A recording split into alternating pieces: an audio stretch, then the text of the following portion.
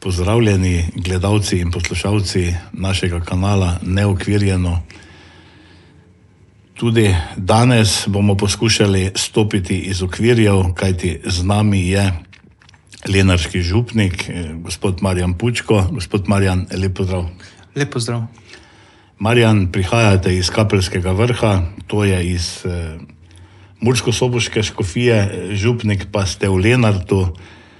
Kako ta prehod, da potem en čas ste bili v Murskosoboški škofiji, sedaj ste v Mariborski, vmes ste bili v potem zavodu Antona Martina Slomška v Mariboru. Kako vas vodijo te poti? V osnovi sem še vedno murskosoboški duhovnik. Sem samo posvojen mariborsko nadškofijo, ker v tej nadškofiji je manj duhovnih poklicev kot pa v murskosoboški škofiji. Drugače, kot je že bilo povedano, izhajam iz župnije Kapela pri Rajencih, ki je salezijanska župnija bila za časa mojega otroštva, ker pa tudi pri salezijancih je vedno manj duhovnih poklicev, je pred leti prešla pod škofijsko okrilje. Drugače, moja pot je bila kot kaplanska mesta, predvsem v škofiji Murska Sobota. To je bilo škofijsko-romarsko središče Turnišče, potem kot novomašnik sem bil v Beltincih, potem Murska Sobota, Ljutomer, Gornja Radgona.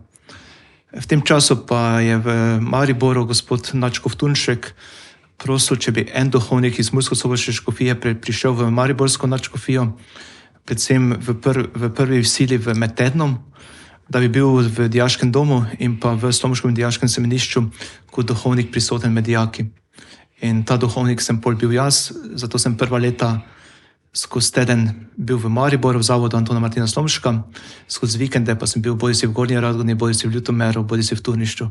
Tada sem se vsaki teden vozil iz enega kraja v drugo. Potem, ko sem pa še v zavodu, ko še prišlo do umika gospoda Janija Družovca iz zavoda, da je šel na župnijo Slovenska Bistrica, pa sem še dobil zadolžitev za gimnazijo. In takrat smo s škofoma obema sklenili, da nima več smisla, da se vozim 1 uro ali pa 2 uri na župnijo vsaki vikend, da se me da bliže Mariboru. In tukaj v Lenartu ste takrat ostali brez kaplana. In takrat je škof rekel, boš pa v vikende, pa ko boš prosti hodil pomagati v Lenart. Tak je bil moj stik z Lenartom. In po 5 letih približno je pa škof rekel, čuj, kaj če bi ti postal v Lenartu župnik? Namreč gospod Martin je tukaj bil, mislim, da 48 let takrat že župnik. Je rekel, počasi gospod Martin sam pravi, da bi bilo fajn, da dobi kako mlado moč. In kaj če bi ti postal, ker te ljudje poznajo, si med njimi bil 5 let, da ne bo nekaj na novo. In pa predvsem, kar je bil na začetku, bo rekel, naš dogovor, da sem jaz tisti, ki sem za krajše časovno obdobje kot prehod. Čeprav iz tega krajšega časovnega obdobja od 1 leta do 3 leta smo že vsa ta obdobja prerasli. Smo zdaj v 5. letu. Zdaj smo že v 5. letu, tako da bomo videli, kaj bo pot peljala naprej. Tako, če se vrneva, 16 let ste že duhovnik, če se vrneva nazaj, odkot ideja da ste se odločili za duhovniški poklic? Je to bilo, velikokrat slišimo, da veliko duhovnikov reče, ne vem, to je bila želja mame, pa sem potem pač razmislil, ali kaj je bilo tisto, da vas je potem usmerilo to pot? Ja, to večkrat kdo reče, ja, da je bilo to, ampak bom rekel, iskreno, jaz tukaj nisem imel nekega čudežnega dogodka ali pa dneva ali pa predvsem ne prisile staršev, da bi rekel zdaj, to je bilo tisto. Bolj kot ne se mi zdi, da bolj ko gledam zdaj po 16 letih, ko razmišljam o svoji duhovniški poti pa o odločitvi, da je bila tista pristna prisotnost duhovnikov. Namreč na kapeli, kot sem že omenil, so bili salezijanci in salezijanci so znani, da z mladimi dosti delajo, se ukvarjajo. Hkrati pa, bom rekel, so to bili duhovniki, s katerimi sem res bil kot prijatelj. Da, bom rekel, ne vem, gospod Janko Novak nas je vozil na ministranska srečanja v Ljutomer, na razne pice, veržej smo večkrat šli v Marjanišče. Predvsem pri teh duhovnikih pa mi je največji pečat pustil Martin Maruša, to je bil misionar v Čilah, ki je prišel kot v penziji dejansko živeti na kapelo. ampak to je bil, rekel, gospod iz župnije Beltinci, ki je bil zelo preprost, hkrati pa tudi veliki molivec. On je vsak dan zmolil rožni venec in vsak dan je zmolil križa pot. Ampak ko se je srečal s tabo, je čas posvetil tebi. Za njega bolj vse drugo ni obstajalo. Tudi če je bila kakšna druga zadolžitev, dokler je bil s tabo, je bil s tabo. Potem tudi župnik, ki me je vodil vse do duhovniškega poklica, gospod Tone Hribernik, je bil zelo podoben njemu. In pravim, in ta domačnost z temi duhovniki je bila tista, ki je, bom rekel, ne toliko sprožila, jaz hočem biti duhovnik, ampak sploh misel, kaj če bi pa bil duhovnik. In kar mi je bilo všeč pri njih, noben mi ni nikoli rekel, čuj, kaj če bi pa ti bil duhovnik. Tudi doma, bom rekel, mi nismo živeli tako tisto versko, cerkveno življenje, da bi zdaj kdo rekel, ja, od njega se pričakuje, da bo duhovnik. Bili smo, bom rekel, tradicionalni verniki, to pomeni, nedeljo se šlo k maši, doma smo, bom rekel, smo občasno zmolili pred obroki, tudi še danes, zdaj, ko sem duhovnik, bom rekel, se ni to nič spremenilo. In ta gospod Maroša Martin me je bil tisti, ki me je povabil ministrirati. To je bilo 26. decembra, ko ni bilo nobenega ministranta. Jaz sem pa bil, rekel, takrat drugi razred in je prišel in rekel, kaj če bi ti prišel ministrirati? Nobenega ministranta ni, rabim enega, ki bo kelih prinesel pa zvonil. In potem sva bila celo tako dogovorjena, ker jaz nisem imel pojma, bom ti jaz med mašo dal znamenja. In ko je trebalo zvoniti, on je z eno roko držal hostijo v zrak, z drugo pa je tako roko zamahnil. In ko je on zamahnil stran, je pomenilo, da jaz moram začeti zvoniti. In pravim, taka znamenja je bila tista začetna. Ne? In potem že po tistem prvem ministriranju, ja, zdaj pa pridem na župnišče na zajtrk. In pravim, take neformalna srečanja so vodila do tega, da začutiš tisto nekaj, to bi pa tudi jaz bil. Potem, ko se je trebalo odločiti za poklic na splošno, jaz sem se najprej vpisal na gimnazijo Ljutomer, je pa v tistem času se v Mariboru odpirala škofijska gimnazija Antona Martina Slomška. Takratni župnik na kapeli je bil gospod Janko Novak, ki pa je zelo hotel, da bi šel v Želimje.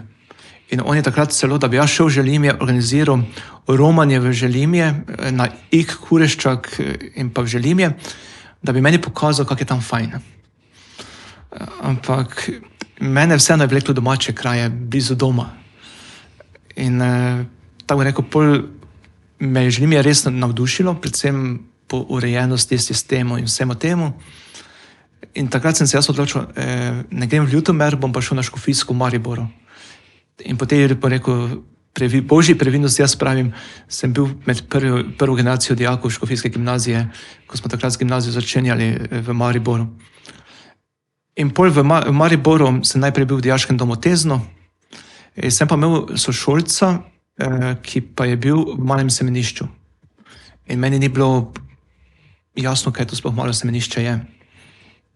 In ta sošolec me enkrat povabi, ja, češ, kaj če bi pa ti prišel malo v semenišče? Vedel je, da sem ministrant, da hodim k maši, tudi da razmišljam o duhovniškem poklicu in o tem. In tako sem za svoj prvi god v času srednje šole, to 1. decembra, šel živeti v malo semenišče. In takrat je me sprejel tukaj v Lenartu dobro znani dr. Jožef Urbanič, Pepek po domače. In on je samo rekel, to je dijaški dom za verne fante. No, sicer vsako leto se pogovarjamo o duhovnem poklicu, ampak ko boš maturant, se boš odločil, ali je to ali ni to. In pravim, in tako je ta odločitev zorela ob raznih teh srečanjih, trenutkih. Tako da jaz ne pravim, da je bil neki poseben trenutek, ampak pravim, vsi ti dogodki v življenju so nekako vodili do te odločitve, da bo neko tista druga želja, ker je bila, da bi bil profesor matematike, fizike, to je bila tista moja, druga želja, da sem to nekako, dal na stran, pa sem videl, da je to. A to ni čudno, da sta se potem z gospodom Urbaničem, kot pravite, Pepekom, ker on je tudi bil bolj matematika, fizika, te stvari so ga zanimale.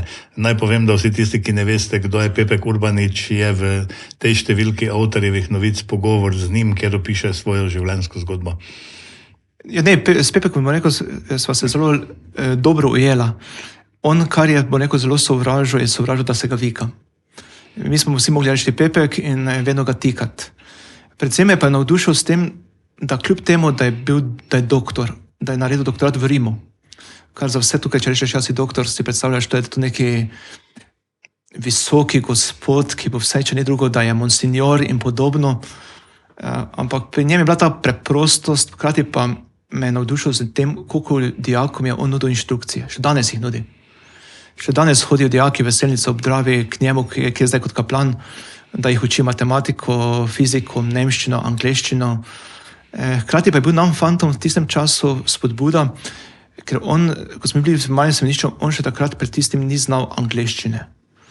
In on se je odločil, da se je pri mislim, da je bil star 45 let, da se je naučil angleščino in vsako leto šel poleti v Anglijo, v London, da je tam celo župnika pomenjavo, da je pol nas inštruiral angleščino.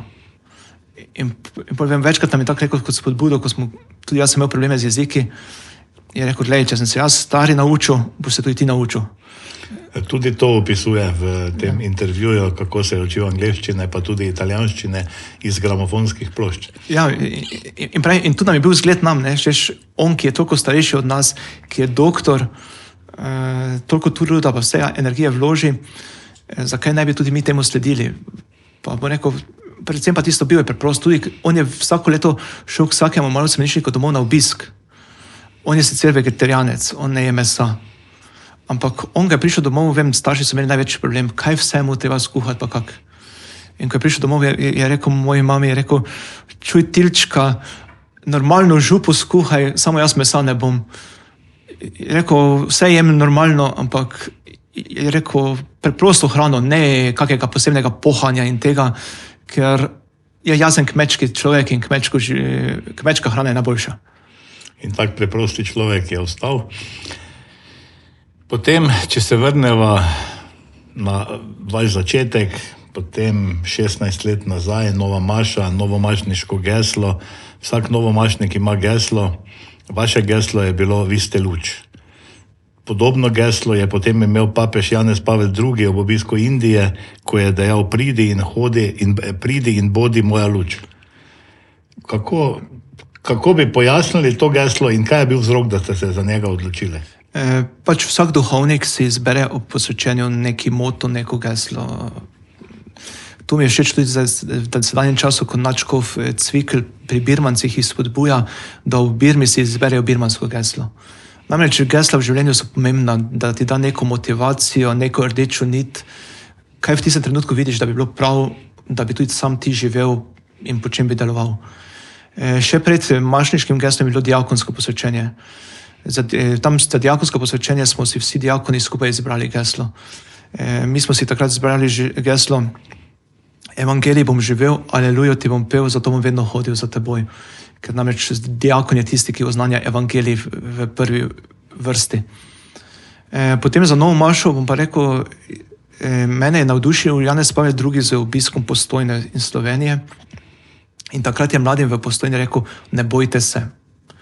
Ne mladim, ampak vsem, ne bojte se, in nadaljeval, ne bojte se cerkve. In mene je dolgo časa to geslo navduševalo, ker namreč vedno znova sem čutil neki strah ljudi in to bo neko spoštovanje duhovnikov, kar me je motilo. To pa je župnik rekel in to je prav. Ne smemo reči, da se moti. Ali pa vsi vemo, zdaj, ko se pogovarjamo o tem, kaj tu zadaj je nekdaj bilo kako mišljenje o duhovnikih. Isto je bilo med mladimi, da se bojijo cerkve kot institucije. Ker preč tako kot institucijo jo jemlje kot institucijo, ne kot cerkev skupnost verujočih. In ta ne bojte se me je bo rekel meni žrv, če tako lahko rečem. In potem je trebalo izbrati neko geslo in tukaj, bom rekel, mi je moj duhovni voditelj pomagal tudi pri tem, da sva skupaj poiskala tisto sporočilnost. In tu sva bila tudi na drugi strani kot Slomšek. Meni je, na primer, Slomšek kot svetnik še danes najbližji. Ker, dobro, bil sem na škofijski gimnaziji, tudi s tem sem njega dosti bolj spoznal. In Slomšek je imel sveta vera, bodi vam luč. In pol mi je rekel, moj novomaš, pač duhovni voditelj je rekel, geslo ne sme biti negativno. Če uporabiš noter nekalnico, že sam si a priori postal neko ne. In vsi vemo, da taka gesla nimamo radi. In pol o prebiranju Božje besede, vsega, pa tudi po neko Slomšku je sveta vera, bodi vam luč, pa gesla Janeza Pavla II. V Postojni, ne bojte se, sem pol prišel do tega svetopisanskega odlomka, vi ste luč sveta. In tu še danes vidim tisto srčiko, v bistvu tudi mojega duhovniškega poklica, pa poklica vsakega kristjana, da bi znali in zmogli v prvi vrsti videti v drugem luč. Vsi pa vemo, smo človeško slabotni, tudi jaz. Lažje in prej vidimo slabo, ker je bolj zanimivo, pa bolj interesantno, kot pa da bi v prvi vrsti v človeku videli luč, da bi človeka sprejeli takega, kot je, z vsemi svojimi dobrimi stvarmi in slabimi stvarmi. In to je bil tisti izziv, v katerem se preko molitve, preko razmišljanja tistega leta prišel do tega gesla, ki sem ga pomel za novomašo, vi ste luč sveta. Ni to geslo, ki je nastalo čez noč. Tako sem opisal, pot je bila dolga, če se spomnim, tam mislim, da je trajalo vsega skupaj 4-5 mesecev, da sem prišel do tega gesla. In še danes mi je, predvsem v težkih trenutkih, mi je to geslo tisto, ko pogledam na svoj novomašni križ, se tega gesla spomnim in si rečem, ja, tudi pri kakem človeku, ko bo rekel, ko imam kako negativno izkušnjo, ali takega pogledam na ta križ, pa rečem, kaj pa je dobrega v tem človeku? Dajmo ga prvo videti z dobre luči. To je res, se spravim, v vsakem človeku je nekaj dobrega in velikokrat je ravno to problem izvleči iz njega to dobro. Ja, pa ne toliko iz njega izvleč. Že moj odnos do človeka je drugačen, če v njem znam videti kaj dobrega. Če pa v njem vidim samo nekoga, ki dela proti meni, ki mi je nergač, ki me ovira, ki me omejuje, pa bom nehote do njega pristopil že negativno. In tudi njegov odziv bo bolj negativen, ker sem jaz že negativno dostopil do njega. Zato je meni ključno moj tisti notranji pogled, ki ga javno ne izrazim, ki ga ne vidim noben. Že ko jaz pristopim do nekoga, če bom pozitivno pristopil do njega, bo tudi najni pogovor drugačen, kot pa če bom jaz pristopil, spet prišel nekdo motiti, pa zdaj bi rešil to delo, pa ta osnovni pristop. In ta osnovni pristop, bom rekel, spet tekom študija, tekom druženja z duhovniki, so mi predvsem oni to dali. Jaz sem v malem v Bogoslovju, namreč moja rojstna hiša je sosedna vas od rojstnega kraja škofa Grmiča, Vekoslava. Zdaj, teh dneh je bila obletnica njegove smrti. Tudi v Bogoslovju sva bila v istem nadstropju sosedna soba. In vsi vemo to zgodbo ob tem, ko je naš rojak škof Franc Kranberger postal nadškof, koliko je tu bilo okarakteriziran enega in drugega.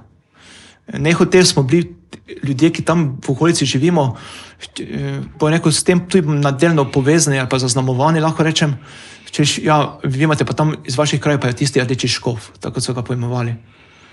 Ampak Vekoslav Grmič je za mene bil velika teološka osebnost, ki njegove dogmatike in tega tudi sedaj noben teolog še ni zavrgel.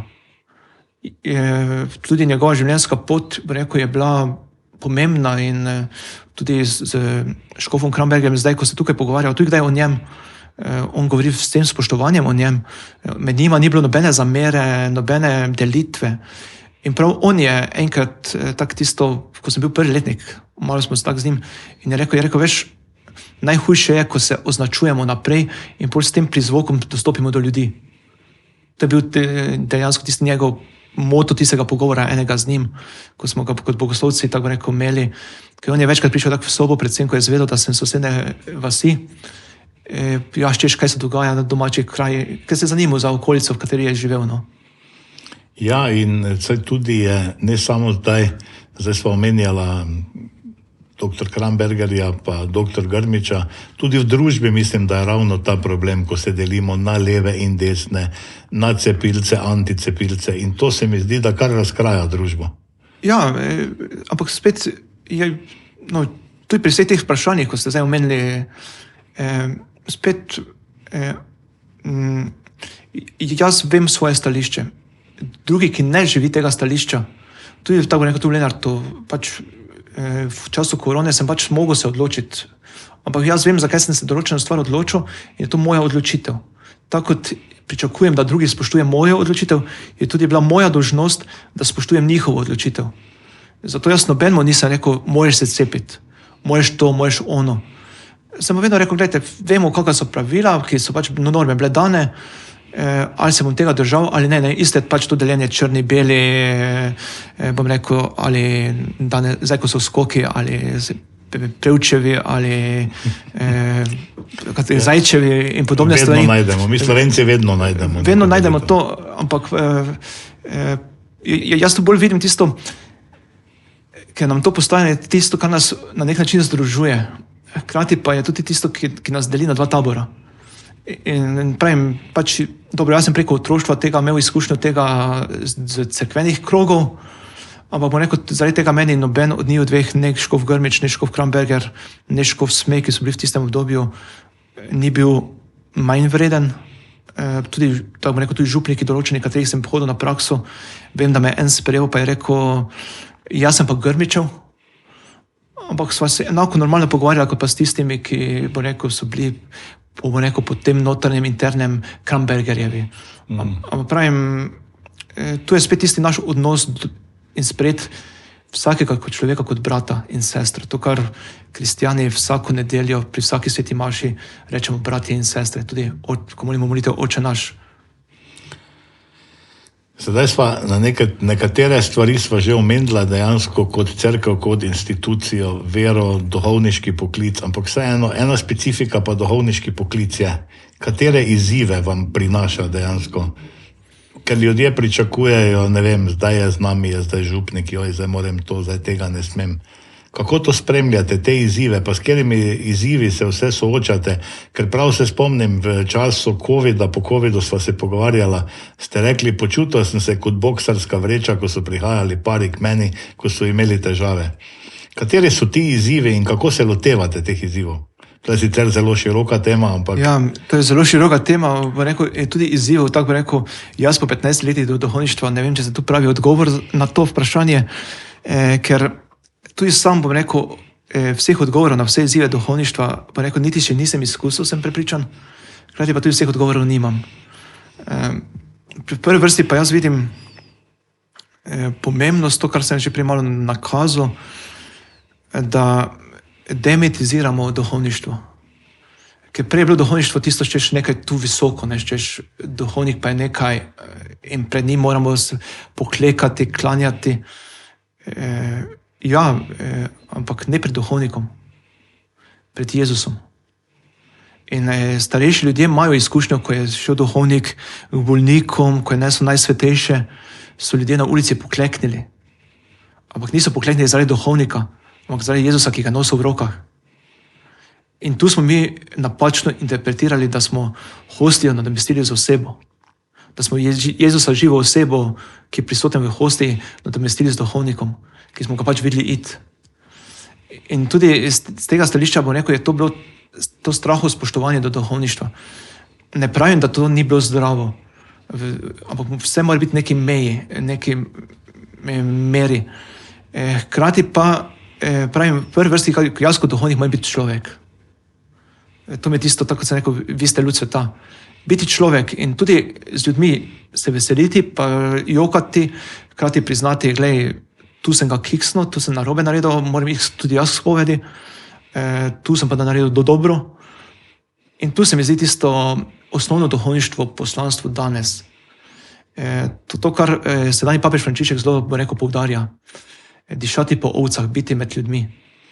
Ampak to ne pomeni, da če meni, ne vem, zdaj bom rekel, naprimer, diskoteka kot taka, če mi ne diši, ne pomeni, da jaz moram iti tja, da bom zdaj pač te ljudi potegnil v cerkev. Če jaz grem v diskoteko samo zato, da bi te ljudi potegnil v cerkev, sem prepričan, da jih ne bom. Ker bodo samo videli meni klovna, ki je svoj duhovniški poklic izgubil, ali pa ki ga je pripravljen degradirati, zato da bi šel, da bi bil kot, bom rekel, tisti med, da bi se prijeli na to. Bolj vidim duhovništvo tisto pričevanje svoje poklicanosti. Pričevanje tega odnosa, ki sem ga z leti zgradil do Jezusa, če rečemo čisto duhovno, in da ta odnos prevajam v svoje vsakodnevno življenje. S tem, ko pa jaz živim v vero, to jaz tudi letošnj vsem birmancem mojim rečem, jaz nisem tukaj, da bi vas preobrnil. Sicer to bo rekel, če tako zelo pavšalno rečemo, mi bo vsak rekel, kaj se pa greš. Jaz sem dolžen njim oznanjati skrivnosti vere, jim dajati orodja, kako priti do vere. Ampak vsak vernik se sam odloči, koliko bo ta orodja uporabil in živel, da bo prišel do tega osebnega odnosa z Bogom. In tu vidim tisti glavni izziv duhovništva. Kako sodobnemu človeku, ko smo postali multimedijski, socialni sicer po hitrosti informacij, ampak socialne odnose smo izgubili na nek način, kako temu človeku te vrednote občestva približati ali pa ohraniti. Tu jaz vidim tiste izzive duhovništva. Pa ne samo v času korone, ker je zdaj pač vsi pravimo samo o korono, ampak vse tudi pred korono so bile bolezni, so tudi bile preizkušnje. Tudi jaz zelo, predvsem ko berem te stare kronike, na vsaki župniji, kjer sem bil, sem z zanimanjem prebral kroniko. Predvsem zaradi tega, ker je tam noter polno pričevanj duhovnikov in pa ljudi na tistem področju, kako so ohranjali vero. In bom tak, če zdaj gledam, naprimer, primerjam Beltince, kjer sem bil kot novomašnik, pa Lenart, če bi jaz zdaj deloval isto, kot sem deloval v Beltincih, bi mi tukaj rekli, kaj je s tabo narobe. Ker ljudje tukaj so na drug način živeli vero. Tudi že okolica je drugačna, že tudi način življenja ljudi je drugačen. In ne moreš kopirati ene stvari v drugo. In tu vidim tisto poslanstvo duhovnikov, da je poslan. Zato lepo Škof reče z dekretom, da si poslan v Škofovem imenu, da na tistem področju ohranjaš in utrjuješ vero. Kar pa bo rekel, je zelo težko, če tako rečem, predvsem v tem smislu, ker vsi imamo do vere razne, bom rekel, odnose različne. Včasih velikokrat, predvsem ko smo še pri močeh, vidimo nesmisel vere, ne čutimo potrebe po molitvi, ne čutimo potrebe po nekem duhovnem življenju. Ko se pa kaj zalomi, pa kaj hitro rečemo, če ni drugo, se rečemo, o Bog, kje si.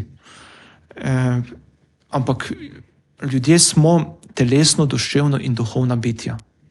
Tudi če neko stvar zavržemo ali pa je ne priznavamo, slej ko prej se pokaže, da ta del je. Zato tudi jaz pač tu večkrat spremljam razne športnike in te stvari. Mi je predvsem pri športnikih zanimivo, tudi zdaj, ko bodo olimpijske igre. Dosti športnih ekip ima s sabo tudi duhovnike, reprezentanc na olimpijskih igrah, da športniku omogočijo celostno pripravo na tekmo. Da ni samo, bom rekel, tisto telesna pripravljenost, mora biti tudi duhovna in duševna pripravljenost, da je on res takrat v tistem trenutku na olimpijskih igrah, ko rečemo, da je vrhunec športnikove kariere, da lahko od sebe da 120, 130, 140%. Preko teh 100% pa lahko gre samo s tem, ko je on v celoti, bom rekel, na vseh nivojih optimalen, če temu lahko rečem. In to je tista, bom rekel, vrednost duhovnosti, ki nas bi naj povezovala. To je res in zdaj vprašal bom mogoče drugače. Veliko, kot novinar na terenu srečuješ različne ljudi, različnimi ljudmi se pogovarjaš. Velikokrat ta pogovor nanese tudi na duhovnika, na župnika v fari in veliko, eni niso zadovoljni z enim, drugi niso zadovoljni z drugim. Tu v Lenartu, ko pa se pogovarjam z ljudmi, pa je zanimivo, da v glavnem vsi, tudi verni in neverni, rečejo, naš župnik Marjan je po prvi vrsti človek. Kako to dosegate, pa kaj je tisto, ki k temu pripomore? So te izkušnje, vseeno 16 let delajo za vami, bili ste na večjih župnijah, bili ste duhovni pomočnik, kaplan, zdaj ste potem župnik v Lenartu. Kaj je tisto, kaj vam daje to moč, da ljudje rečejo, naš župnik je pa v redu, predvsem je človek in to je tisto pomembno, se mi zdi, kar se tudi sami družbi, sami premalo krat zavedamo. V prvi vrsti bi mogli biti vsi samo človek. Mogoče kakšen nasvet, kako vam to uspeva? Pa ne vem, če mi uspeva. Jaz tega občutka nimam, hkrati pa bom rekel tudi tako, če bi vsi hvalili, je, bom rekel, naš rektor bogoslovja, nadškof Marjan Turnšek je vedno rekel, ko vas bodo vsi hvalili, prvi veste, da je z vami nekaj hudo narobe. Ker pač vseeno smo ljudje. Tudi jaz večkrat rečem, če bi vera bila odvisna od nas duhovnikov, pa ta vera propade. Ker smo taki in drugačni. In eni bolj za eno stvar, drugi bolj za drugo stvar. In vera vseeno še ohranja. Rekel, tu se vidi, da je vodstvo Svetega Duha ali pa vodstvo Boga zadaj, da neka vernost vseeno ostaja in prerašča naše, bo rekel, človeško delovanje. Tudi jaz se zavedam, da tukaj v Lenartu z mojim prihodom je nekaj dobrega, kar je gospod Martin sejal, tudi propadlo, ker nisem ista osebnost kot on. Je pa mogoče kaj tudi drugega zraslo, kar pa prej ni bilo. In to je normalno v tem našem duhovniškem, bom rekel, poslanstvu. In tudi, ko bom jaz odšel, bo pač prišel nekdo drug, ki bo nekaj mojega porušil, pa tisto, kar pa je Božje, jaz vedno rečem, tisto, kar je pa Božje, kar je za ljudi tukaj pomembno, bo pa ostalo. In zato tudi jaz nisem pristaš tega, bom rekel, dolgoletnega župnikovanja na enem mestu, ker prav zaradi tega, ker, tako ste rekli na začetku, enim si všeč, drugim nisi. In če si na fari preko 50 let, kaj ostalih 50, tisti ljudje, ki se s tabo ne strinjajo, kaj njim pa cerkev ne sme biti blizu, kaj oni pa ne morejo biti duhovnika, ki bi jim bil blizu. Zato je prav, da se duhovniki, bom rekel, menjujemo, da s tem tudi, da s tem ne postaja vera moja, ker nehote, že zdaj vidim jaz po 5 letih, določene stvari v župniji, kjer ni bilo nobenega kontra, bom rekel, odgovora ali pa tak, sem si prikrojil tak, da meni paše. In vprašanje, koliko je to krščanska vera ali pa vera cerkve, ali je to vera Marjana Pučka. Tu vidim nevarnost, ker si hitro, tudi jaz, kot sem človek, si stvari prilagodim, da je meni lažje. Kako pa biti človek, tu pa sem predvsem zahvaležen vsem duhovnikom, s katerimi sem bil.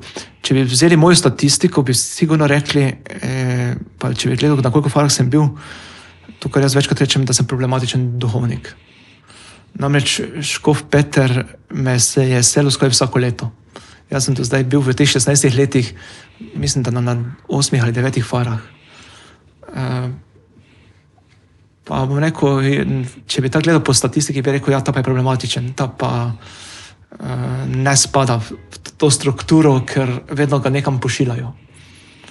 Hkrati pa bom rekel, mi je pa vsak od teh župnikov dal neki del sebe, predvsem bom rekel ob naših druženih srečanjih, ki zdaj, ko sem pa jaz na tisti vodstveni funkciji, bom rekel, vse te duhovnike, s katerimi sem srečal, na nek način analiziram, pa si rečem, kaj bi pa lahko od katerega pobral, da bi lahko tukaj spodbudil ali pa da bi ta skrb, bom rekel, za versko življenje bila večja. In to je ta širok spekter, ki sem ga dobil in sem hvaležen na nek način, da sem toliko župni menil. Hkrati pa bom rekel, tako sem prej rekel, biti človek, pa se trudim predvsem iz mojega novomašnega gesla. Biti luč. Tako zdaj, če pogledamo, kot sami omenjate, da ste se selili skoraj vsako leto, tudi pri vas na nek način drži rek, da ste za dobrim konjem vedno kadi. Pa ne vem, koliko se za mano kadi, kvečemo, kdaj stane kakšna ruševina. Je pa res, da sem v teh časih se navadil to, da tudi tukaj v Lenartu še nisem stvari razpakiral. Imam večkrat jaz rečem, da imam tako narejeno štimano, da lahko v 2 dneh vse pospravim, kar je mojega, pa hkrati tudi nisem prijavljen tukaj v Lenartu na župniji, ampak sem še vedno prijavljen doma pri starših, tako da kljub svoji starosti še vedno živim hotel mama. Aha. Ja, ampak lotite se pa kuhanja tudi sami, pa tudi naj povem za vse tiste, ki ne veste, Marjan je tudi lastnik Velikega žara, iz katerega tudi pri verouku in prvoobhajanci, mislim, da ste sedaj skupaj ustvarjali pice. Ja, no, pač tako rekel, ena stvar je, jaz imam od otroštva, od rojstva dalje bolezen dietoceliakijo. Ta bolezen, pa rekel, me je zaznamovala in biti od 3 mesecev svoje starosti do 3 let pa 3 mesece non-stop v bolnici vseeno pusti na človeku neko posledico. Mogoče tudi zaradi tega je ta človečnost ali pa bližina ljudi mi toliko bila bližje, ker sem s temi ranljivimi ljudmi, bolnimi, se vedno znova srečeval, tudi vsakoletni pregledi v bolnici in te stvari, bom rekel, te zaznamujejo. In tudi glede kuhnje je tukaj največji problem. Zdaj, da bom nekoga drugega obremenjeval, da bo vedno hodil kuhat, se mi je zdelo tak. Hkrati pa sem vedno bil zagovornik, da kot duhovnik si vseeno moram nekaj znati pripraviti sam. In zato sem tudi večkrat tudi pomagal v kuhinji, že pri prejšnjih župnijah, tudi če je bila kuharca. Tako da, tako rekel, tisto tedensko si znam kaj pripraviti, ni to, bom rekel, profesionalno, tako da bi druge povabil, ker vprašanje, če bi drugi to zaužili. Hkrati pa je pa tisti neki, bom rekel, čas, ki ga nameniš tudi sam sebi, ker dejansko za kuhanje si moraš vzeti čas. Pa tudi današnji dan je dosti teh poliizdelkov, ki so, bom rekel, hitro pripravljivi, da ni treba več biti neki, bom rekel, zelo usposoben kuhar, da nekaj pripraviš, tudi tukaj drži. Je pa res, da pred 2 letoma sem pač, ker kaj je tista stvar, ki ljudi povezuje? Je hrana. In to je nedvomno, da ta stvar, ki povezuje, pa hkrati, ki neko praznovanje dvigne na višji nivo. In tu pri prvoobhajancih, kot ste izpostavili, sem to izkušnjo že imel iz Beltinec. Namreč tam je župnik zelo zagovarjal, da prvoobhajanci ne prejmejo samo zakramenta prvega svetega obhajila, ampak prejmejo tudi zakrament prve svete spovedi. In velikokrat ta zakrament zanemarimo, oziroma ga sploh ne ovrednotimo. Je pa enako vreden kot pa prvo sveto obhajilo. In zato tudi mi, na primer v Beltincih, nikoli nismo imeli prve svete spovedi 3 dni pred prvim svetim obhajilom, tako kot je običajno. Ampak smo vedno imeli po prvi polovici leta, tako smo imeli tudi zdaj tu v Lenartu, smo imeli spoved ločeno ali pa neko distanco do prvega svetega obhajila, da bi se bolj zavedali, da je to tudi zakrament.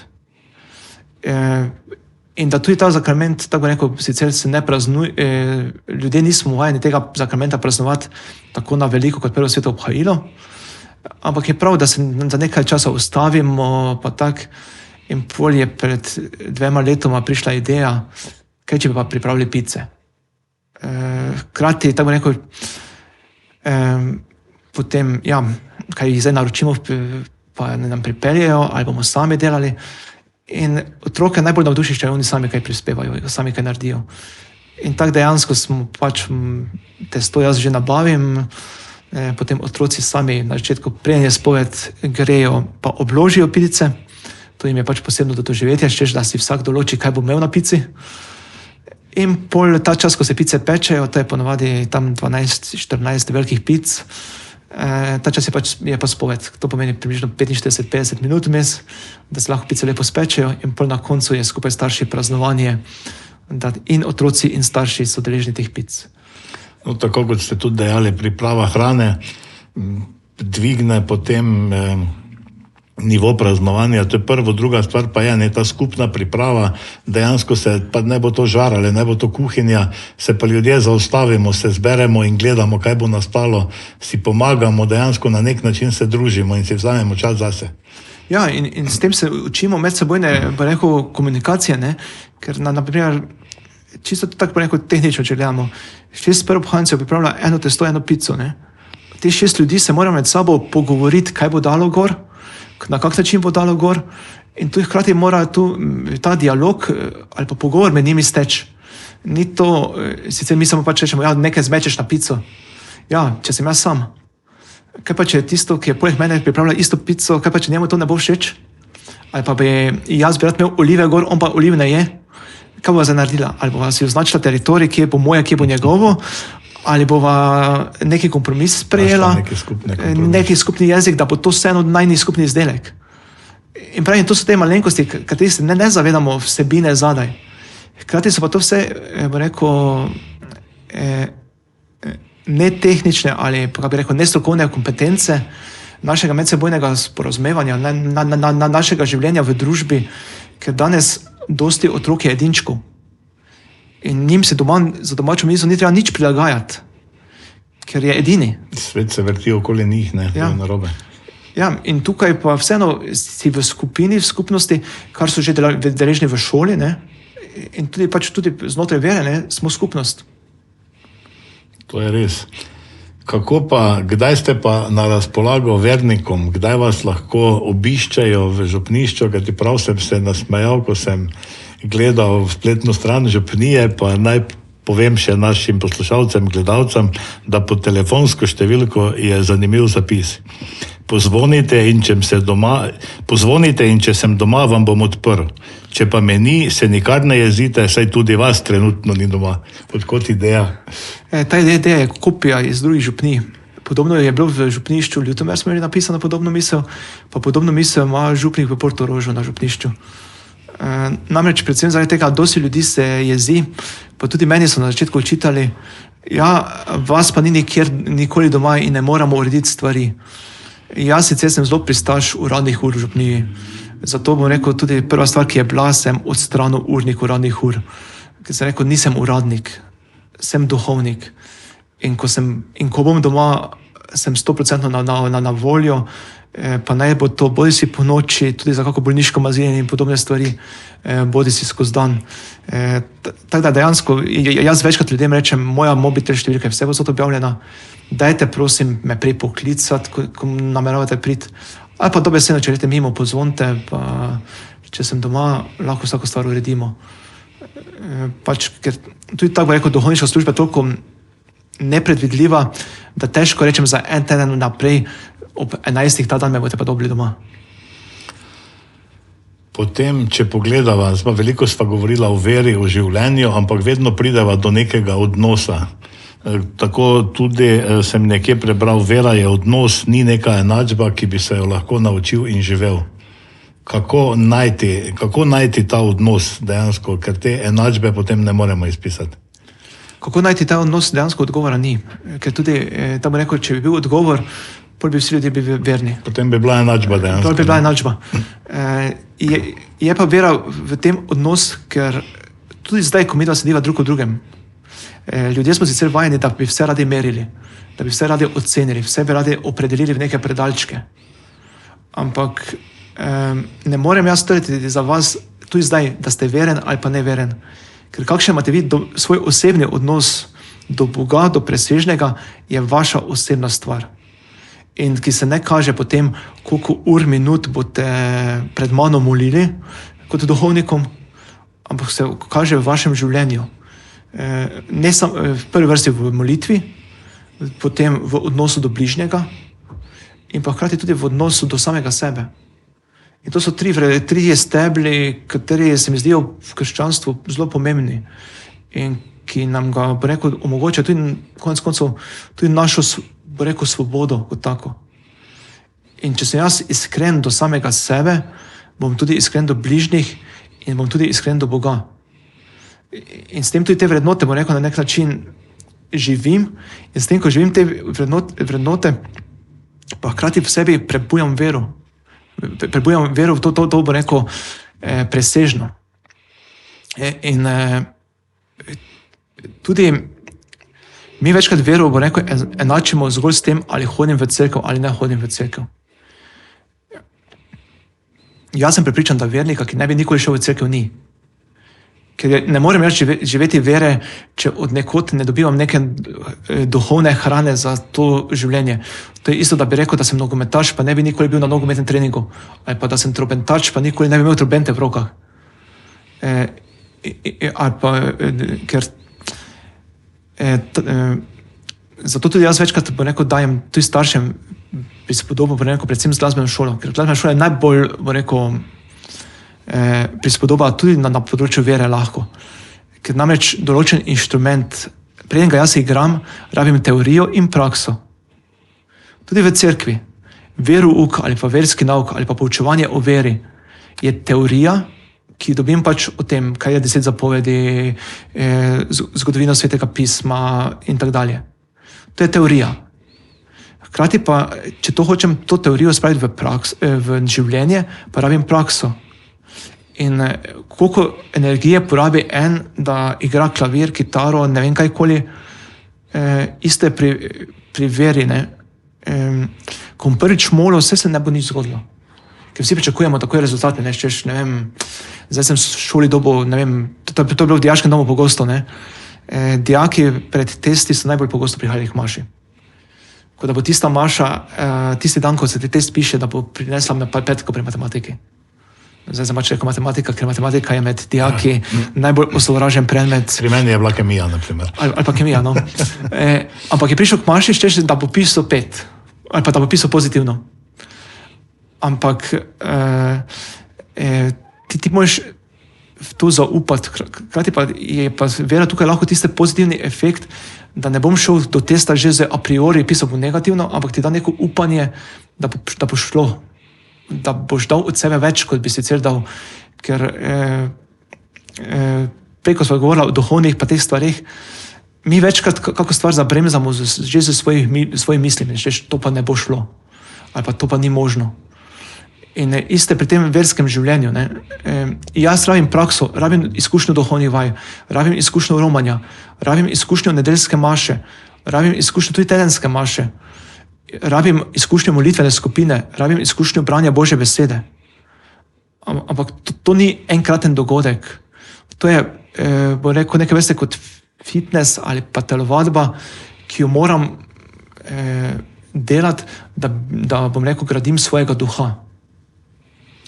No, saj na nek način, če pogledava to, kar ste dejali, pomembni so odnose, pomembno je, da človek moli, in če se naš podcast se imenuje Neokvirjeno. Če pogledamo izven okvirja vere, tudi če si ti moliš, si vzameš čas zase, narediš neko inventuro sam pri sebi, potem, če imaš odnos do drugega, če potem spoštuješ drugega, če se znaš obnašati, če si mu pripravljen pomagati, iščeš v sogovorniku nekaj dobrega ali iščeš luč, vse so tu potem neke splošne vrednote, ki bi jih ljudje mogli živeti.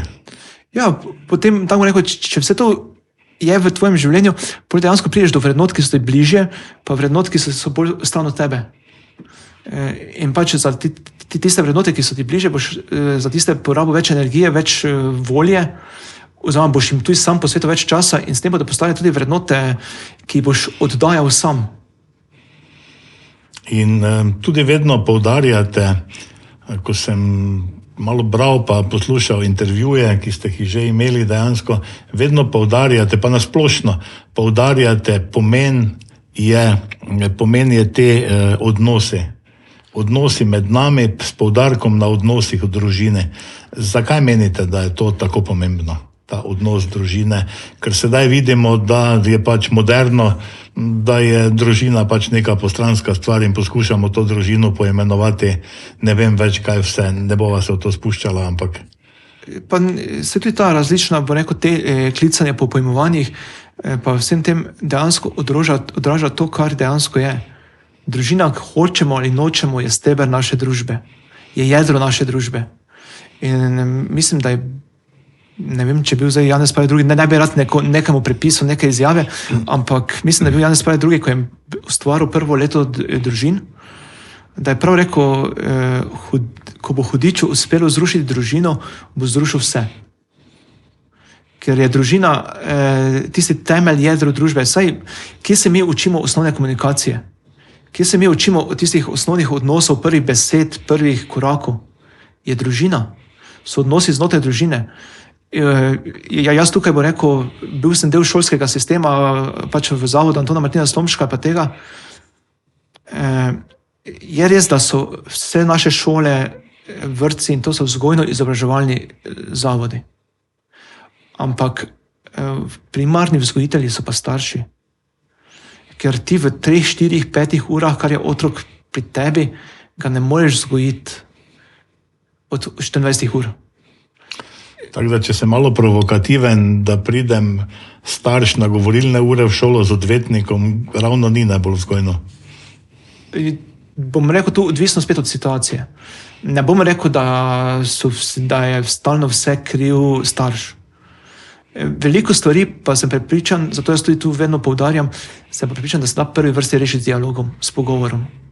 Tudi jaz tukaj na župniji večkrat rečem, če vam kaj ne paše, dajmo se pogovarjati. Spet rabimo odnos, pogovor, čas za sebe.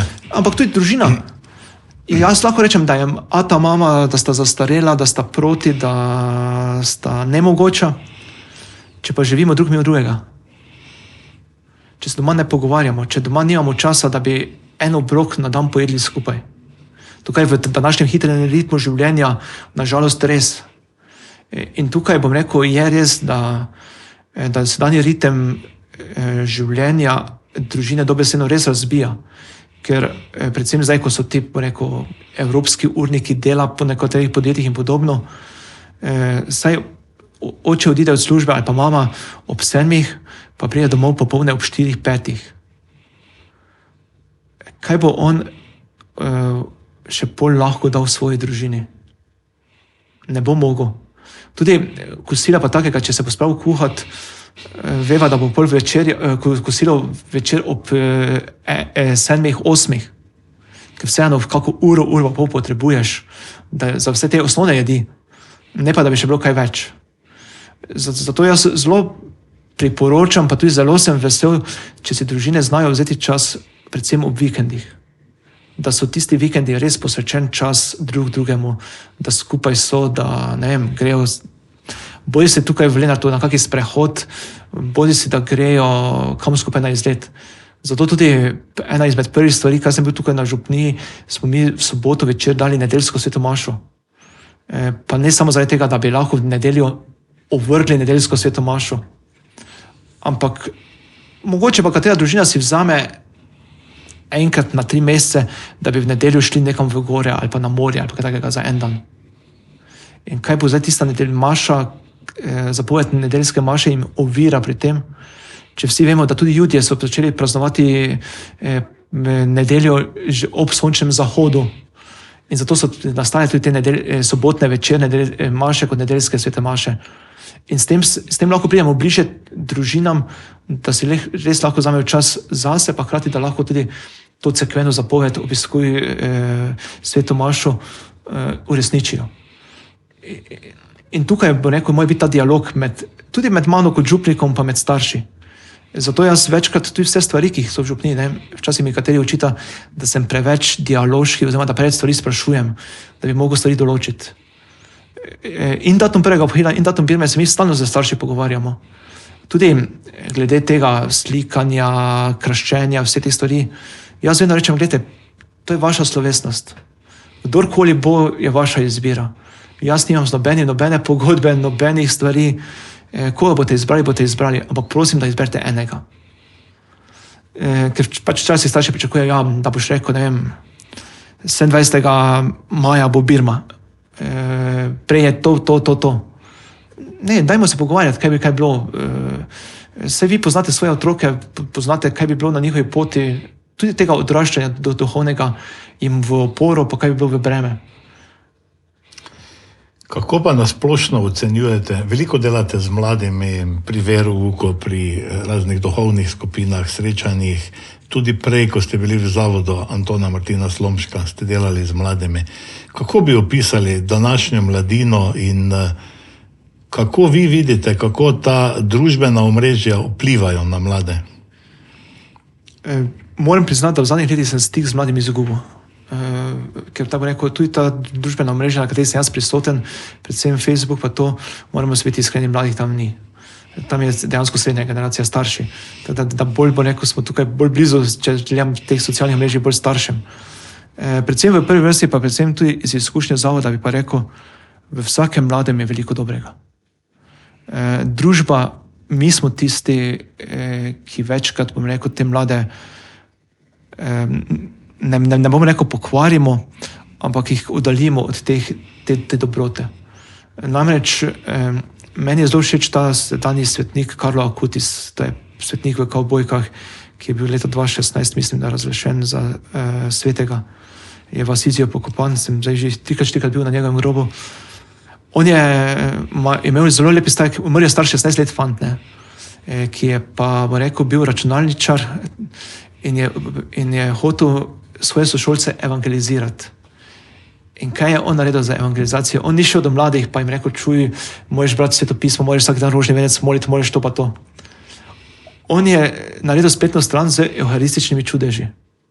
On je preko orodja, ki ga je obvladal, češ spletne strani je obvladal delati, in on je naredil spletno stran, na katerem je zbral vse evharistične čudeže, pač ko se je hostija spremenila v Jezusovo telo ali pa kri, zbral na enem mestu, da bi na območju, kjer so mladi prisotni, bila verska vsebina. On jih ni vseljeval te vere, da pa jim je vsebino, da je obogatil to vsebino. In tukaj se mi zdi ključno, kar tudi sedanji papež Frančišek zelo poudarja, prav je, da je cerkev prisotna na socialnih omrežjih, prav je, da je prisotna na družbenih omrežjih, ker na teh omrežjih bo taka vsebina, kakšno mi oblikujemo. Ker ta omrežja so tako popularna med nami zaradi tega, ker jih mi sooblikujemo, ker mi dajemo svoje deleže v to. In s tem, ko si ti del tega, je ti tudi tvoje domače okolje to. Je pa res, da pri mladostnih je vedno tisto, ali bo to videl moj ata, mama, in zato oni vedno znova iščejo omrežja, kjer starejših ni. In predvsem pa zakaj trdim, da je v vsakem otroku ali pa vsakem mladostniku dobro. Predvsem v dijaškem domu sem se srečeval z mladostniki, ki so naredili razne neumnosti. Bodisi drog, bodisi alkohola, bodisi neurejenih odnosov. Ampak v vsakem tistem, v prvi luči, pri vsakem sem videl njegov notranji krik po pozornosti, predvsem po pozornosti svojih staršev. Velikokrat se je pojavilo tudi, da je bila, ne da pozornosti staršev ni bilo, ampak mogoče, da je on te pozornosti ni razumel. In veliko, bom rekel, primerov se je rešilo preprosto na ta način, da smo se v zbornici vsedli skupaj s starši in so se marsikatere družine začele takrat pri mizi pogovarjati. In zato pravim, da je v mladostniku polno dobrega. Ampak v tem, da bi bil slišan, viden, opažen, gre kdaj bo rekel preko meje. In tukaj pa rekel, tu pa je tisto, zdaj kaj pomeni iti preko meje, kje je tista meja. Tu pa je mogoče, da današnji mladostniki, ker so bolj v virtualnem svetu, bolj v nematerialnem svetu, so izgubili občutek, bom rekel, uničevanje tuje lastnine. Ker nekdaj, če si iskal pozornost, nisi šel, ne vem, pisati grafitov ali razbijati tabel ali tudi ogrožati življenja koga drugega. Si vseeno imel nekje tisto, življenje drugega je sveto, ali pa to ni moja last, ne smem tega poškodovati, ker to je od nas vseh. Danes pa tega občutka ni, ker tudi odrasli, bomo se iskreni, ravnamo s tistim, kar ni naša last. Vse je naše. Nismo pač toliko pazljivi, oziroma pač tudi tako rekel, tu ne vem, kakva klopca, češ, vse če jaz stojim z nogami gor, pač drugi, ki bo prišel za mano, je njegov problem, kako se bo gor sedel, ne moj. Nekdaj je bil ta čut, češ, kaj pa tisti, ki bo prišel za mano. In ta odnos, rekel, smo mi starejši izgubili, kaj še lepo mladostniki. In tudi to medvrstniško nasilje, ki je trenutno res problem v šolstvu, pa ne samo v šolstvu, na splošno v družbi. In jaz si mislim, da veliko krat je tu problem v teh odnosih, ki je tu neki krik, to, kar tudi rekel, psihologi, psihiatri, predvsem ti mladostniški zelo poudarjajo, da je to njihov krik po biti sprejet, biti del družbe, biti član te družbe. Ja, to je, potem otroci to vidijo tudi pri nas starejših. Jaz vedno gledam pred blokom, živim v bloku, in meni kot invalidu, naprimer, na misel ne pade, da bi se pripeljal in parkiral pred vrati bloka, kar je pa za ene čisto normalno. In tudi, če mu rečeš, glej, tu viraš, je potem si vse druga samo človek, in to je spet problem tega odnosa. Ja, in to je tisti izziv, ki ga imamo kot družba. Ne samo kot vera, kot kristijani, kot institucija ali pa kot cerkev, ampak vsi skupaj, verni in neverni. Kot družba nasplošno in tudi mislim, da ko se pogovarjamo o teh socialnih družbenih omrežjih, vseeno kako jih imenujemo, jaz mislim, da je ravno pri tem največji problem to, da nam na nek način vsi gledamo vsak svoj telefon, tudi jaz sam sebe opazim, pa nisem več mlad, ne? In s tem zgubljamo stik, ne? In s tem padajo odnosi in to ni dobro za družbo. Ja, in ta izziv mobilnih telefonov pa tega, bom rekel, bo stalno večji izziv, ker vsi vemo, da delovna mesta sodobna so zelo vezana na sodobno tehniko. Tudi marsikateri zaposlen zdaj danes, bom rekel, svojega dela več ne more opravljati brez telefona. Tudi sodobne aparature, karkoli gledamo, so vezane na sodobno tehniko. In ta sodobna tehnika je res, da nam pomaga. Hkrati pa nam jemlje to človeško svobodo, ki smo imeli. In tu moramo biti zelo pazljivi pri tem, koliko in na kak način to vplesti v svoje vsakdanje življenje. In spet tukaj se lahko vrnem na moje obdobje, ko sem bil v zavodu. Mi v zavodu smo bili kot, mislim, da celo prva v Sloveniji Microsoftova partnerska šola. In smo v enem oddelku uvajali tablice. Vsak dijak v tistem razredu je dobil tablico vpisal v ta razred. In je tudi v zbornici bila prva debata, kaj zdaj bomo vse delali na tablici? Ne, to bi bilo narobe. Ja. Mi moramo znati pisati. Mi moramo znati, tablica nam je lahko samo pripomoček, in s temi razredi, tudi meni, kako sem jaz bil prisoten pri predmetu vere in kultura, ki je na škofijskih gimnazijah, je ta tablica lahko bila pripomoček, da mi vsebine ni trebalo razlagati meni, ampak si jim dal glavno besedo in da so oni poiskali vire informacij, ki so jih našli in so to predstavili pol drugim. Je lahko tudi bila dinamika pri pouku drugačna in na drugem nivoju, ki je bila aktualna. Tu mislim pa, to je pa zelo dobro, mislim pa, da ravno nam v družbi tega danes manjka, kajti tudi starejši, ampak predvsem mladi, ne? Ko pogledava na splet, pa odpreš strica Google, ti pove vse. Samo na tebi je, da ločiš, kaj je tista prava informacija, kaj so tako imenovani fake newsi in kako ločiti, če pogledamo konec koncev Svetopismo, kako ločiti zrno od plevela. Tu mislim, da je kar velik problem. Ja, ampak zato bo rekel, mi rabimo vzgojo za to. Vzgojo za uporabo sodobnih tehnologij. Stalno bolj bomo to rabili. Ne smemo se slepiti, da je vse v redu. Tudi, bo rekel, sedanji ta hiter ritem, tudi ta, bo rekel, boj si umetna inteligenca, bodi se karkoli, nas hitro lahko toliko zamegli naše, bo rekel, dojemanje odnose, da izgubimo rdečo nit. Jaz sem lansko leto naredil poizkus z umetno inteligenco tudi pri pridige. In sem v ChatGPT dal za binkošti. In sem dobil se dal v binkošti, pa sem napisal pač, da strokoven članek, srednjo dolg. In sem dobesedno prebral v cerkvi pridigo iz... Edino na koncu sem vprašal ljudi, kaj mislite, kdo je to napisal. In skoraj 90% je reklo, ja, vi. Se rekel, ne, to je računalnik napisal, ki tega sploh nikoli ni doživel izkusu. Ampak je bilo tako prepričljivo napisano, da nisi ločil, ali je to vzadaj bil človek, ali ni bil človek. In potem sem pač pri binkoštih napeljal na to, da rabimo darove Svetega Duha, da bomo znali prav razbrati znamenja današnjega časa. Kar tudi na naši prazniki nas k temu spodbujajo, nas k temu vodijo, ne. In zato sem pač tudi za binkošti to uporabil, ker da darovi Svetega Duha so tukaj bili pri tem področju zelo aktualni pa potrebni, da znam tehniko v prvi vrsti prav uporabljati, dovolj odgovorno uporabljati, ker jo moram odgovorno uporabljati, in pa hkrati uporabljati za moje in dobro drugih. In tudi boj si področje medijev, boj si področje kateregakoli poklica, je ta odgovornost do uporabe te tehnike in tega.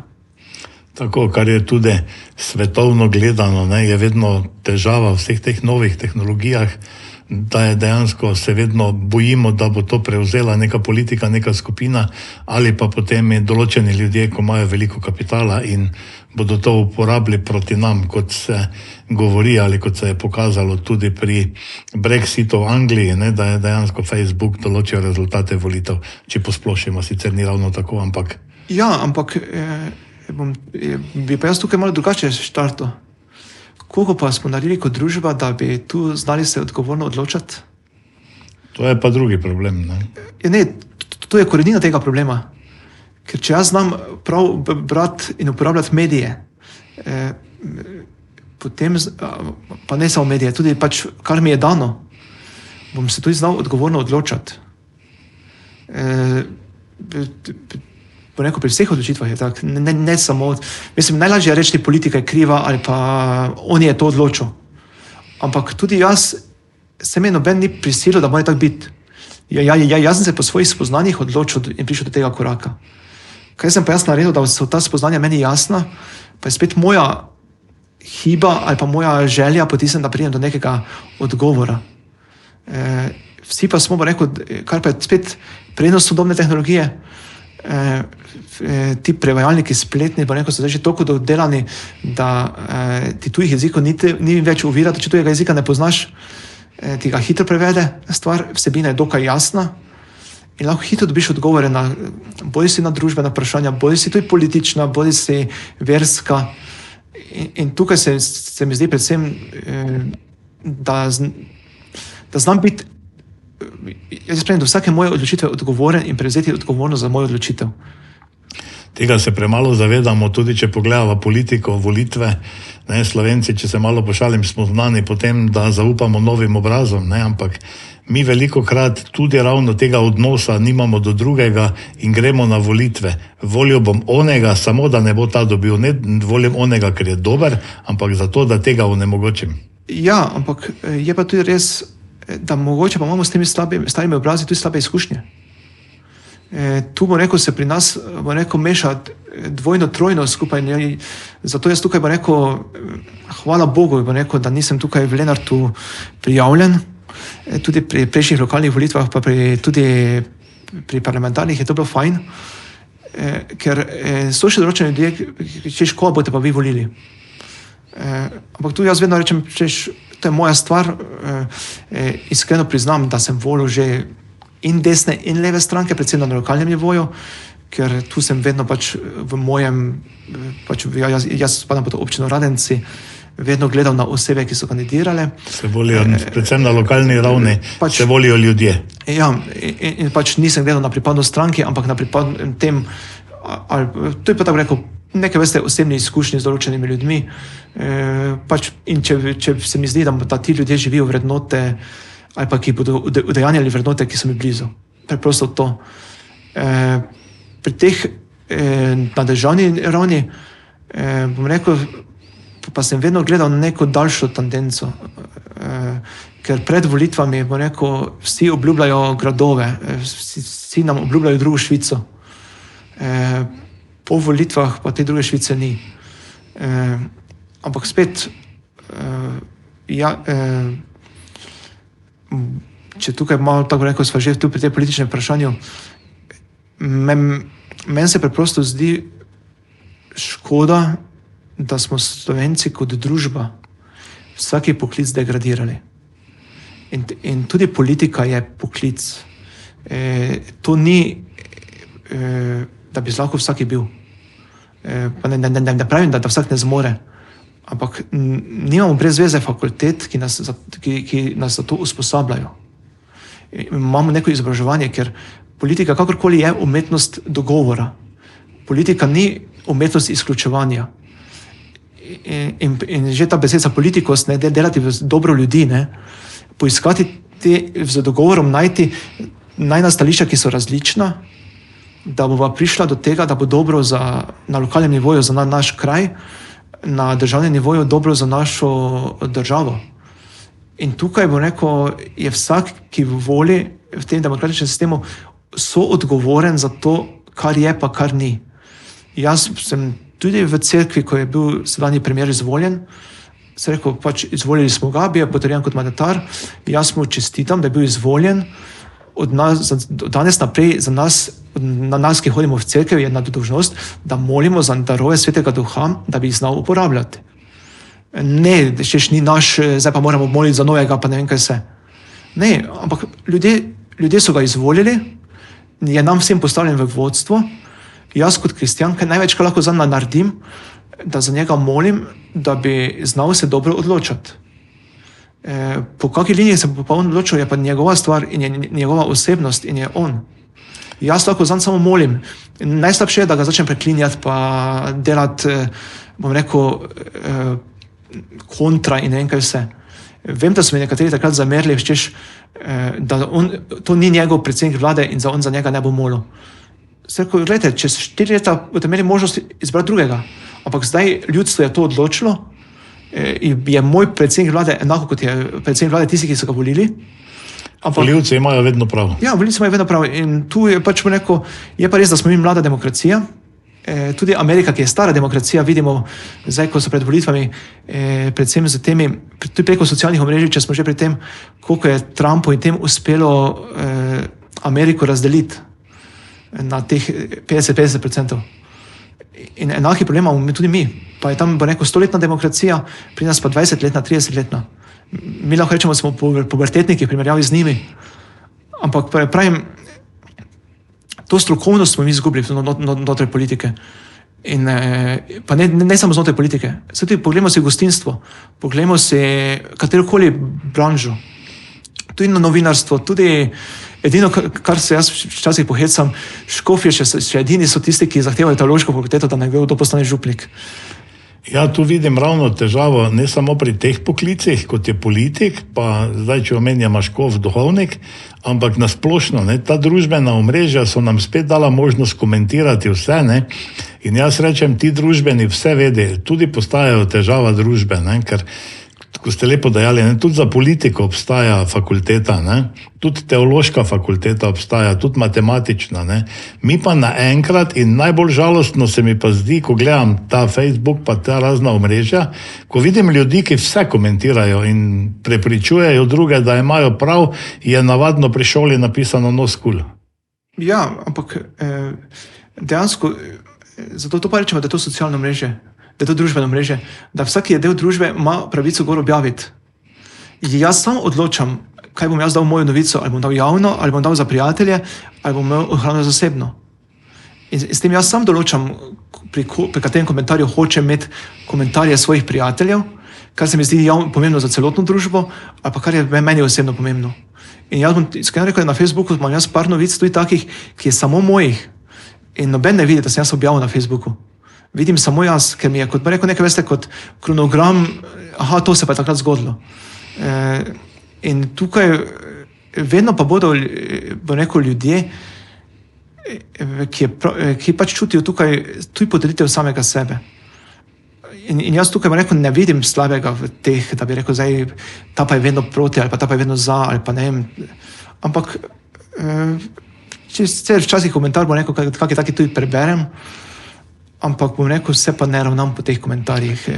Predvsem tako rekel, mi je vedno izpraševanje vesti meni, koliko sem pri določenem dejanju res to naredil, koliko pa nisem. Ker, tako sem prej rekel, pač jaz za svoje dejanja bom odgovarjal pred Bogom, odgovarjam za župnijo Lenart pred škofom, pa dekanom. In tudi škofu sem že parkrat rekel, gledajte, ko ne boste z mano zadovoljni, me pač odstavite, boste pa drugega imenovali. Smo zamenljivi in tudi tukaj pač delam v dobri veri, tudi poteze, ki jih peljemo skupaj z ostalimi člani župnijskega pastoralnega sveta, gospodarskega sveta, so premišljene, tudi tako rekel kot župnik, zdaj včasih se vsi domisli, župnik lahko vse odloča sam, kar ni res. In za vsako stvar pač rabim določeno soglasje, oziroma jaz sicer mogoče malo prečkrat, da to poudarjam, rečem, župnija je vaša, župnija ni moja. Tukaj sem pač kot župnik za določeno obdobje, ko bom jaz odšel, bo župnija tudi dalje obstajala, tako kot je pred mano obstajala. Dajmo skupaj narediti nekaj, da bo tudi po našem bivanju tukaj župnija obstala.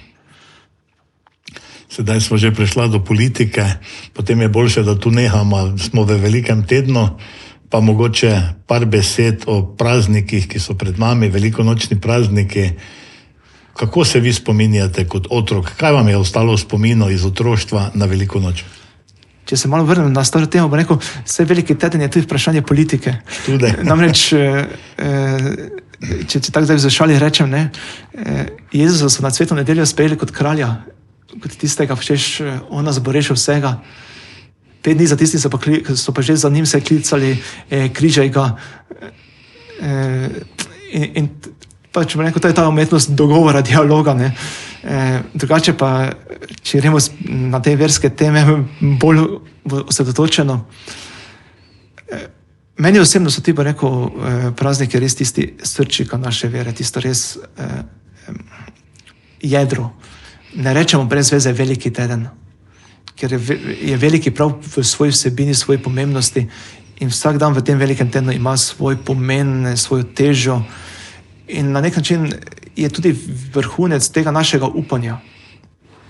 Ker, tako sem pač prej rekel, Sveta nedelja. Jezus vsi se pripremajo kot kralja, ne?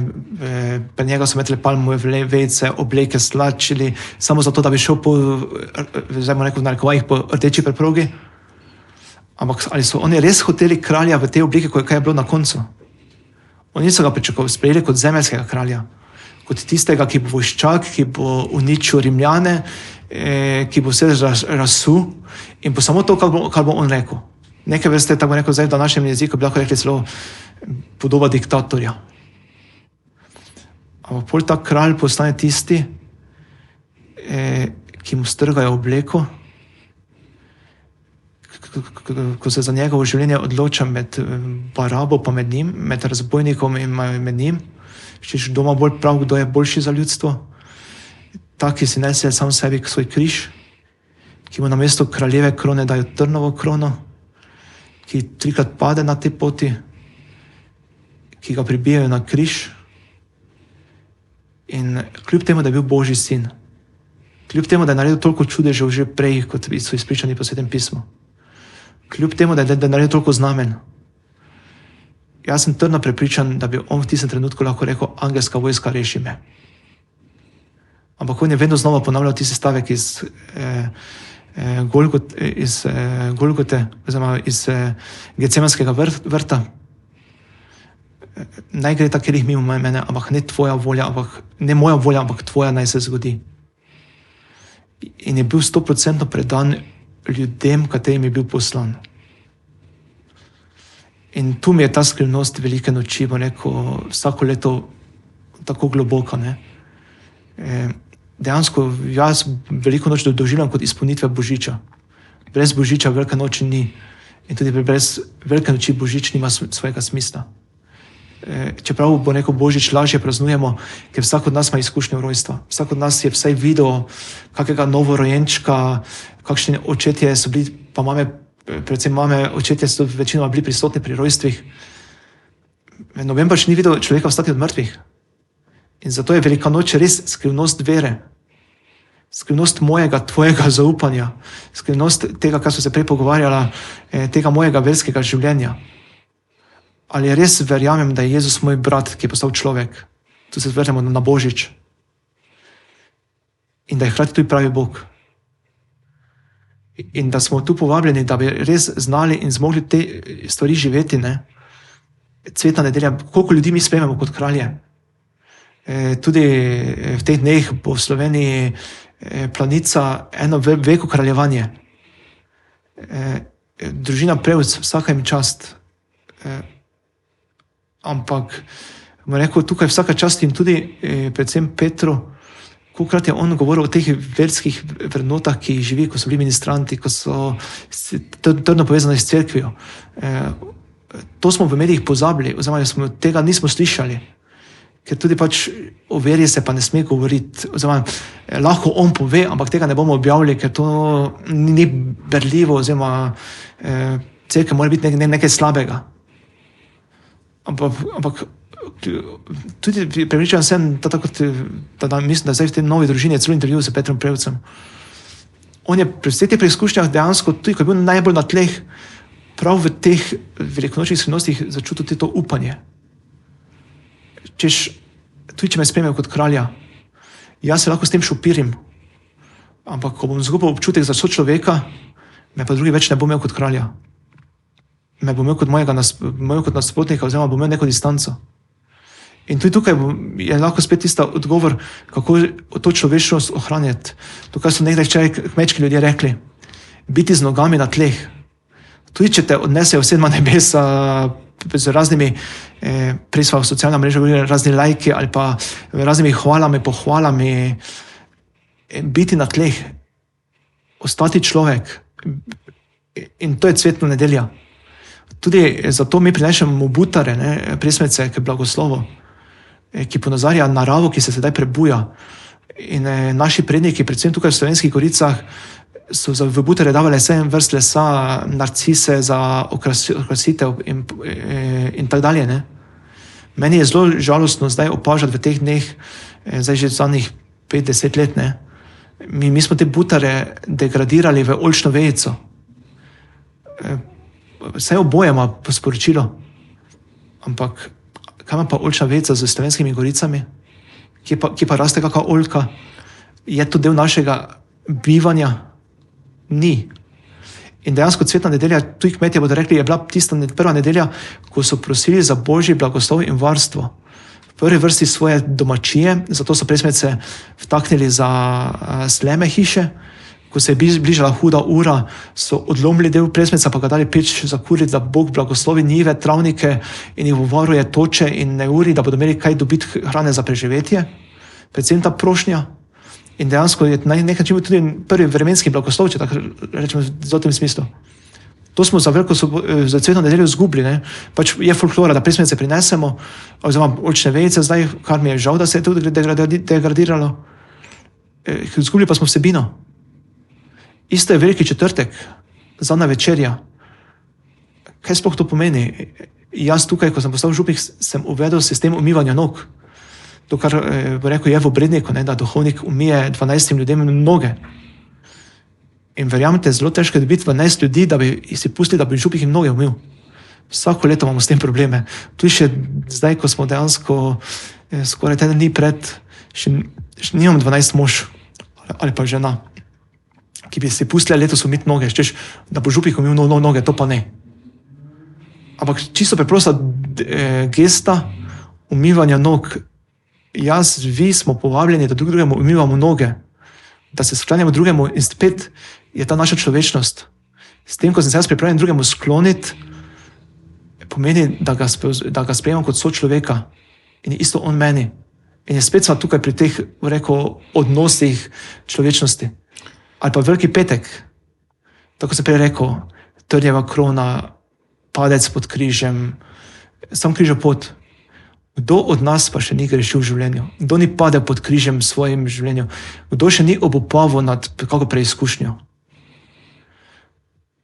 In velikonočno jutro, kako smo bili veseli, ko smo neki križ težavo premagali? Koliko polnosti zadovoljstva smo čutili? A ni to naše človeško normalno življenje? Jaz vedno, moj novi mašni pridigar, Jožef Krnc, je moj novi maši dejal. Je rekel, da duhovnikovo življenje je veliki teden, od cvetne nedelje do velikega petka. Hitro bo prišlo, je rekel, zdaj kot novo mašnika, te vsi oljčne vejice mečejo pred tabo, te vsi hvalijo, vsi povejo, kak si dober, kak ne vem kaj vse. Hitro bo prišel veliki petek, ko te bodo rekli, tega nisi naredil, to nisi naredil, cekejo bogata, cekejo ono. Je rekel, ampak tisto velikonočno jutro je pa tisto, ki ti da zadoščenje za vsa dobra dela, ki jih delaš. Za vse dobro, kaj se trudiš. In res je tak. Je res, da bo rekel, tudi za svoje človeške slabosti podležem tudi kakemu obrekovanju, kakšne kritike in tega.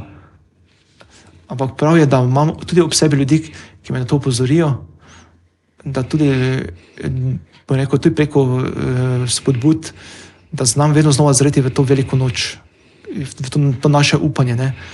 In tudi kristijani smo letos predvsem, naslednje leto je sveto leto, 2025, na vsaki 25 let sveta leta. In papež je dal za sveto leto geslo romarji upanja. In če samo pogledamo nazaj v teh zadnjih 5 let, kaj človeku najbolj manjka danes? Upanje.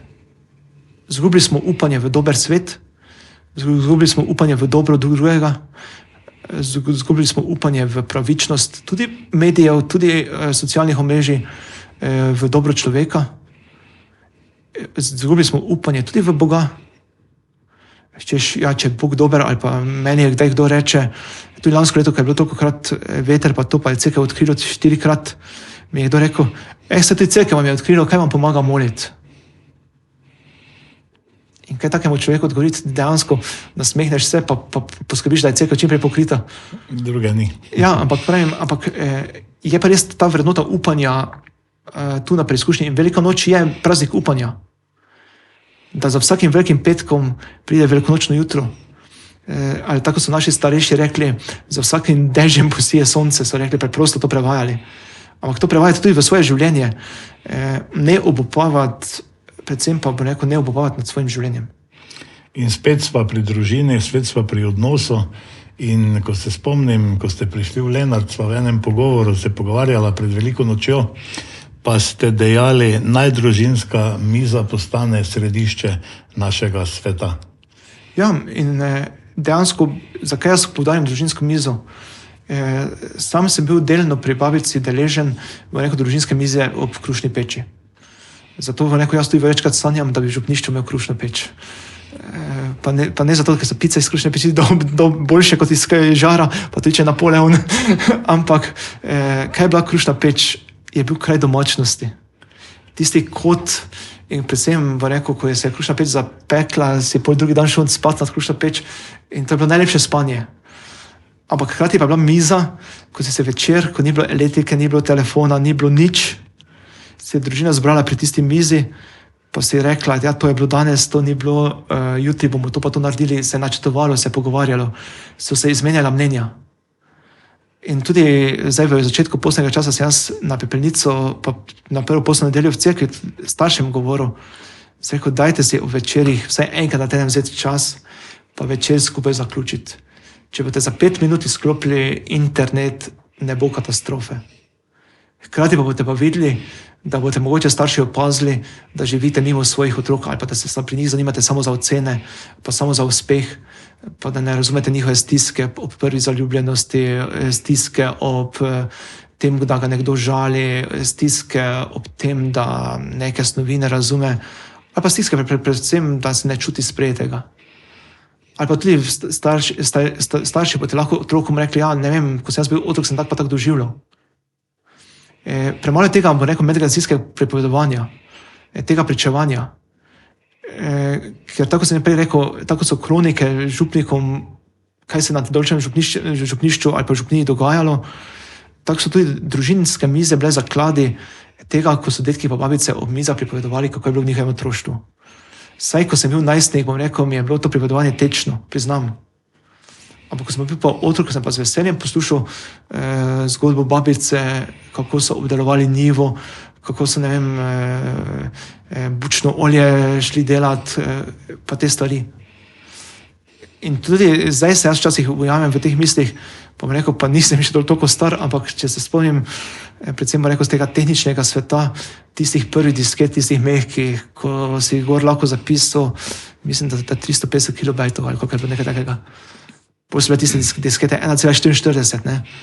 Zdaj dejansko več... So bili zipi 100 mega. Potem so bili zipi, ja. Potem so bili CD-ji, pol DVD-ji, pol Blu-rayi in tak dalje, ne. Ampak to se je obrnilo v 15-20 letih. In s tem se... Ampak tehnika, ki pa je vzala, pa je ostala ista. Zapisovanje informacij je ostalo isto. Edino, kar je danes problem, to, kar smo prej pogovarjali, nekdaj je prišlo do tebe informacij, rečemo 100 informacij na dan. Danes s pomočjo interneta oziroma vseh teh omrežij v to sekundo lahko zvem, kaj se je zgodilo na drugi strani Slovenije ali pa kaj se je zgodilo v Indiji. In teh informacij imamo milijone. In tu spet te informacije razbirati, tudi razbirati znamenja časa v teh informacijah. In zato to jaz tudi večkrat pravim za sedanjega papeža Frančiška, naprimer, kot sem prej že omenil to sveto leto, on je to geslo določil pred 5 leti, ko je bila, pač pa rekel, še pred korono dejansko. Ampak dejansko je bil preroški, ker tega res danes rabimo. In to leto priprave je rekel, da bi naj bilo leto molitve. In če smo iskreni, zelo iskreni, mi smo v svojih župnijah, tudi tu v Lenartu, si to upam trditi, smo izgubili molitev. Pa tu ne mislim molitve tisto ponavljanje rožnega venca, oziroma molitve kot, bi rekel, tisto neko ponavljanje pred mašo, ampak čisto preprosto osebne molitve. Koliko jaz kot posameznik molim sam, pa za koga sploh molim. Ali, ne vem, večkrat jaz veroučence izzivam, če kdaj molijo za svoje starše, ali pa predvsem tisti, ki so pa starejši, če kdaj molijo za svojega fanta ali pa punco, ali pa svoj poklic, katerega bodo izbrali. In to leto molitve, ki ga imamo letos, se mi zdi ključnega pomena, da bom rekel, najdemo to pot vere, upanja in ljubezni, to, kar je dejansko skrivnost velike noči, kar je skrivnost teh praznikov, tako sem prej naštel. In to mi živimo, te odnose. Saj, bom rekel, noben od nas, bom rekel, nima stalno cvetne nedelje, da bi ga vsi hvalili, ali pa da bi bilo vse dobro. Vedno so vzponi in padci, pa potem predlagam, da tu zaključiva, mogoče še zaključna misel ob veliki noči. Ja, tako sem takrat ob začetku mojega župnikovanja že tam vam rekel, pač res vsem želim, da bi res velika noč bil praznik družine, da bi se kot družina zbrali pri velikonočnem zajtrku, da bi skupaj predvsem si podajali to znamenje upanja, da je veliko dobrega v vaših družini, v vašem sobivanju, v tej mali celici, ki jo soustvarjate. Ni se treba primerjati z drugimi družinami, kar je zelo napačno. Ampak te odnose, to, kar živite, tisto je vaše in edinstveno, enkratno in neponovljivo. Namreč prevečkrat se primerjamo z ostalimi drugimi, češ oni so bolj uspešni, oni so boljši, oni so bolj dragoceni. Ne, ti kot posameznik, tako kot si, imaš svoje mesto, imaš svoje poslanstvo, poklicanost v družbi tukaj in sedaj. In tu je tisto, na kak način ti lahko prinašaš upanje, vero in ljubezen v današnji čas, današnji prostor. Predvsem pa to, kar je poudarek celotne velikonočne skrivnosti. Naučiti se dar ljubezni, dar darovanja. Da se darujem za drugega in pa ostanemo to, da smo sočlovek drug drugemu. Tako, s temi lepimi misli, s temi lepimi željami, mislim, da lahko zaključiva najin pogovor. Gospod Marjan Pučko, najlepša hvala za vse te misli, za vse te dobre reke, ki sva jih predebatirala. Upam, da bodo komu tudi segli do srca, da bo začel razmišljati o njih. To je konec koncev tudi naš namen. Malo sva stopila izven okvirja, nisva govorila samo o veri, ampak tudi o družbi. In jaz mislim, da je to vse skupaj prepleteno in je prav, da smo tudi o teh temah spregovorili. Vam, drage gledalke, gledalci, poslušalci, pa želimo lepe velikonočne praznike in seveda vse dobro tudi v bodoče. Hvala vam za vabilo, pa res vsem blagoslovljene velikonočne praznike.